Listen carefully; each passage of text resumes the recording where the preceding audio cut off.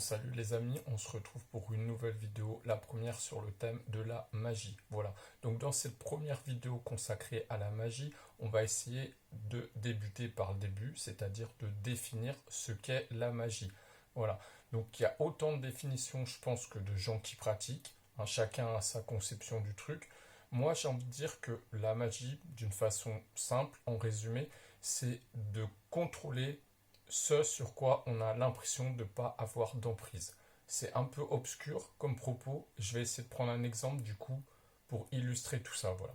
Donc on va prendre une situation de la vie concrète. Voilà, par exemple, je sais pas, j'ai une compétition sportive, j'ai un match de boxe. Voilà. Donc je vais me préparer, tout ça. Il y a des gens, ils vont vouloir recourir à la magie pour avoir plus de chances de l'emporter sur leur adversaire.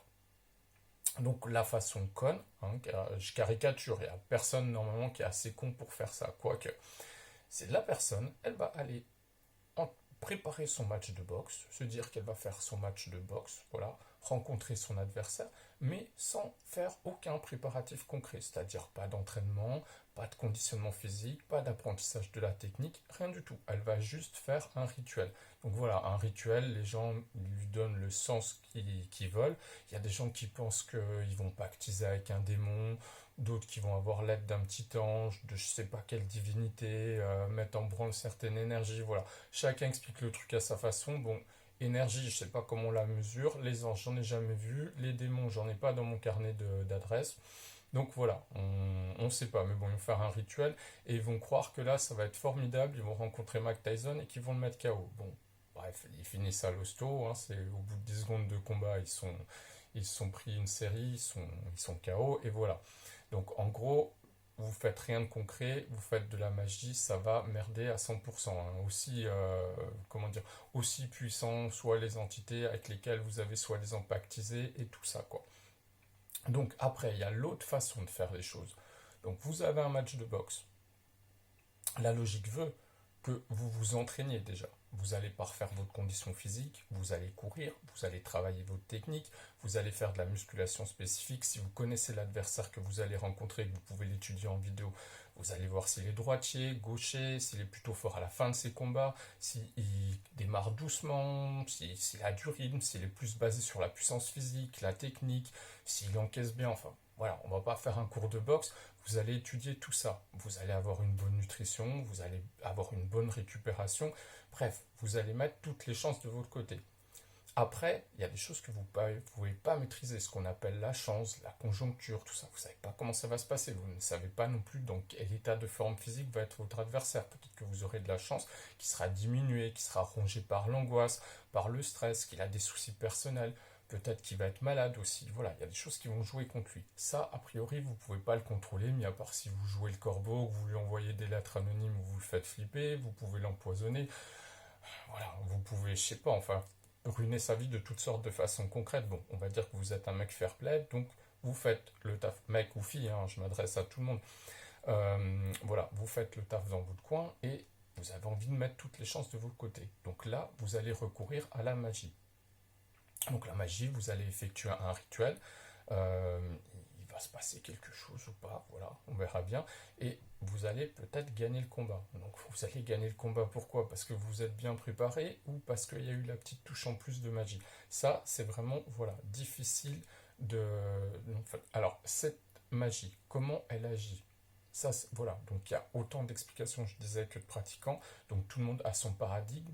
Le paradigme, c'est expliquer les choses, mais généralement, il n'y a rien de scientifique. Hein. Il n'y a pas d'études scientifiques sur la magie. D'ailleurs, est-ce que la magie, ça existe vraiment? On n'en sait que dalle. L'effet qui est sûr et certain de la magie, c'est sur votre cerveau, sur votre psychologie. Là, c'est sûr, ça fait quelque chose. Puisque le but de la magie, généralement, c'est d'avoir recours à un rituel pour se mettre dans certaines conditions mentales et qui vont affecter votre état de pensée, votre façon d'être, tout ça. Et vous allez vous retrouver dans ce qu'on appelle un état modifié de conscience. État modifié de conscience, ça peut être obtenu par des drogues, quand vous fumez du cannabis, quand vous buvez de l'alcool. Je ne préconise pas tout ça, voilà, ça peut être obtenu par l'activité sexuelle, ça peut être une grande peur. Voilà, si vous venez de réchapper à un accident, vous avez une poussée d'adrénaline, il y a une modification de l'état de conscience, de même avec une séance de méditation. Enfin voilà, il y a différentes techniques, les tentes de sudation de certains chamans, tout ça. Ça, c'est des états modifiés de conscience. Donc forcément, il y a un impact sur la psyché. Et ça, voilà, c'est indéniable. Donc pour moi, la magie, c'est surtout un levier psychologique qui va lever vos inhibitions, qui va vous permettre d'avoir moins peur, qui va vous permettre d'avoir, entre guillemets, de bonnes intuitions, de savoir ce qu'il faut faire. Il y a des fois que vous pratiquiez un sport, que vous fassiez, je sais pas, un achat, des affaires, tout. Il y a un moment donné, on peut presque dire c'est magique. Je sais pas pourquoi, vous sentez qu'il faut faire ça à tel moment. Voilà. Comme si le cerveau il se débloquait, qu'il avait un mode de fonctionnement optimal.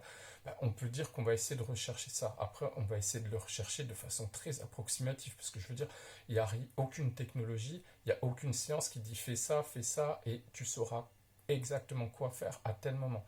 Ça marche pas comme ça, donc on a une façon de faire. En gros, la magie, pour moi, c'est essayer d'entourlouper son cerveau pour avoir la vision du monde que l'on veut. Voilà. Donc avoir plus confiance en soi, avoir moins peur de ce qui se passe. Là, en l'occurrence pour la boxe, c'est avoir moins peur de son adversaire. Voilà, ça va servir à ça. C'est une sorte d'effet placebo. Alors je sais que pour le grand public, le mot placebo, il est jugé comme péjoratif, comme quelque chose qui ne fait rien. Or, c'est faux. L'effet placebo peut être particulièrement puissant. Je vais essayer de vous expliquer ça. Donc voilà, l'effet placebo, on en parle, c'est surtout par rapport aux médicaments.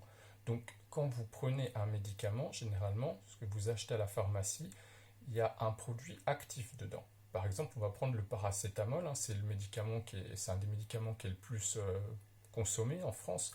C'est un antidouleur. Donc vous avez mal à la tête, vous prenez du paracétamol, normalement la douleur va être atténuée, voire va complètement disparaître. Donc il y a un vrai effet, il y a un effet chimique, voilà, qui agit sur votre corps. Après, à cet effet chimique, il y a un effet psychologique qui va s'ajouter. C'est ce qu'on appelle l'effet placebo. Donc c'est la croyance que vous allez avoir dans le médicament, la confiance que vous allez y mettre. Donc cet effet, il est indépendant au final de l'effet chimique. Je vais prendre un autre exemple, toujours avec le fait d'atténuer la douleur. Il y a des gens peut-être là qui regardent la vidéo, qui ont eu un BAFA, qui ont passé un BAFA, pardon, qui ont dû s'occuper de groupes d'enfants. Je ne sais pas si la législation a changé par rapport à ça, mais pendant un temps, vous ne pouviez pas donner, si vous aviez à charge des enfants comme ça, un vrai médicament. Donc le gosse il vient vers vous, vous dit j'ai mal à la tête, tatati, tatata, il se plaint, vrai, pas vrai, vous ne savez pas. Une technique qu'il y a pas mal d'animateurs utilisaient, enfin, ceux que j'ai entendu dire ça, moi j'ai jamais fait ça comme taf, mais voilà, on m'a déjà expliqué ça. Ils donnaient un verre avec du sucre en poudre. Alors bien sûr, ne versez pas le sucre en poudre devant l'enfant, parce que l'enfant serait dit, ouais, tu me donnes du sucre en poudre, ton truc, ça va pas marcher. Ils mettaient du sucre en poudre et ils faisaient pas ça pour un médicament. La magie, c'est le cas de dire, l'enfant, il avait plus mal. Et là, c'est uniquement dû à l'effet placebo, puisqu'il n'y a pas de paracétamol, donc on a juste de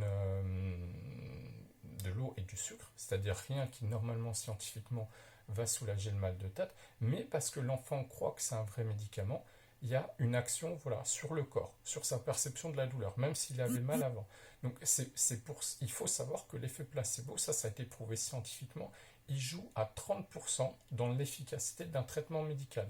Donc 30%, ça veut dire que suivant la confiance que le patient il va mettre dans le médecin qui le traite, dans le médicament qui lui est prescrit, il y a 30% voilà, d'effet psychologique.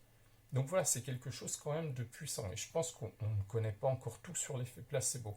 Donc on peut se dire que la magie, au minimum, c'est un effet placebo. Voilà. Et je veux réhabiliter le terme, c'est pas quelque chose de péjoratif. Ça peut être quelque chose d'extrêmement puissant.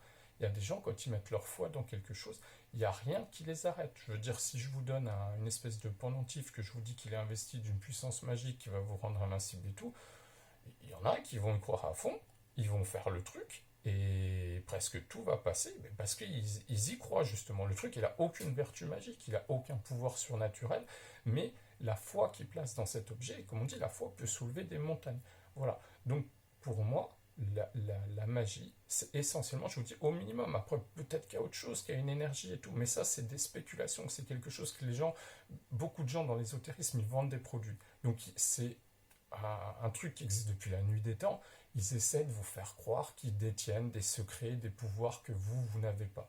Ouais, donc ils compliquent les choses, ils vous expliquent qu'il faut faire tel ou tel truc, tout. Donc oui, il faut faire tel ou tel truc pour se mettre dans un état de conscience modifié. Et après, essayez d'envoyer des messages dans votre cerveau. Voilà, c'est une reprogrammation du cerveau, la magie finalement, c'est ça, qui est fait de façon plus ou moins aléatoire. C'est pas assez scientifique tout ça. Donc c'est pour ça que des fois, les résultats, il faut se méfier. Vous pouvez obtenir des résultats qui craignent, en sortir avec plus de traumatisme que d'avantages. Voilà. Donc, je sais que ça ne va pas plaire à tout le monde, mais voilà, pour moi, au minimum, on part avec ce qu'on connaît scientifiquement. La magie a un effet placebo sur le cerveau. Voilà, par l'état de modifié de conscience, pardon, vous allez avoir plus de force, avoir plus d'intuition, tout ça, et être plus performant. Après, le reste, le fait, comme je vous dis, mettre en branle une source d'énergie inconnue, se rallier à, je sais pas, les annales akashiques, parler à des morts, des trucs comme ça, bon, voilà, les gens ont beau vous expliquer toutes sortes de trucs, ils essaient de vous prouver par A plus B, la plupart du temps, c'est leur croyance. Voilà, je respecte les croyances de chacun, mais faut vous faire votre idée et il ne faut pas gober les choses comme ça aussi facilement. Voilà. Surtout que la plupart du temps, les gens qui disent ça, qui véhiculent ces propos, c'est des gens qui veulent vendre un truc. Donc voilà, ils vendent des stages, ils vendent des produits, ils vendent des bouquins, ils vendent toutes sortes de choses. Donc soyez méfiants. Voilà, si vous voulez essayer la magie, essayez. Mais pitié, ne vous dites pas que vous communiquez avec des vrais morts, avec des vrais anges, avec des trucs comme ça, quoi. Il y a un moment donné, il faut sortir de l'enfance. On est quand même dans une ère scientifique, parce qu'il y a beaucoup de gens dans la magie qui critiquent les sciences, mais ils me font marrer avec leur énergie, parce que le matin, quand ils veulent démarrer leur voiture, ils mettent pas leur énergie, je sais pas quoi, hein, ça marche avec des technologies, ils passent leur temps sur Facebook, pareil, c'est des algorithmes. Les vaccins, les médicaments leur ont sauvé probablement la vie à de multiples reprises, ainsi qu'à leurs proches, mais c'est pas grave, ils vont dénigrer la science, ils vont vous expliquer que la magie est tellement puissante. Ça, tout ça, c'est juste du vent. Je vous dis, c'est depuis la nuit des temps, l'homme, il a toujours intérêt à bluffer, à faire croire qu'il a un pouvoir supérieur sur l'autre. Et la plupart des mecs dans l'ésotérisme et des filles, hein, on va pas faire de discrimination, voilà, ils sortent des conneries pour vendre. Alors je dis pas qu'il y en a, ils sont pas experts en méditation, ils n'ont pas des compétences que d'autres n'ont pas, qu'ils sont des formidables encyclopédies de tout ce qui a été écrit d'un point de vue occulte. Je veux dire, je respecte le savoir de ces personnes, ils ont des données intéressantes à apporter. Après, il y a beaucoup d'entourloupes. Voilà. Donc ne soyez pas dupes, faites vos expériences par vous-même, méfiez-vous, testez, lisez aussi beaucoup de revues scientifiques et arrêtez voilà, de prendre pour argent comptant ce que des gens y déclarent. Enfin, je veux dire, il y a un moment donné, il faut arrêter les conneries, c'est tout simplement. Bon, voilà. C'était la première vidéo sur la magie. Soyez indulgents, hein, on va essayer de perfectionner ça peu à peu et de rentrer un peu plus dans le vif du sujet. Donc on se retrouve bientôt pour une autre vidéo, donc n'hésitez pas à vous abonner, je vous dis on perfectionnera la chose peu à peu. Bon, je suis ouvert à toute suggestion, donc s'il y a des sujets que vous voulez que j'aborde, si je me sens de les maîtriser et tout, il n'y a pas de problème, c'est cool. Et voilà, on se retrouve à bientôt.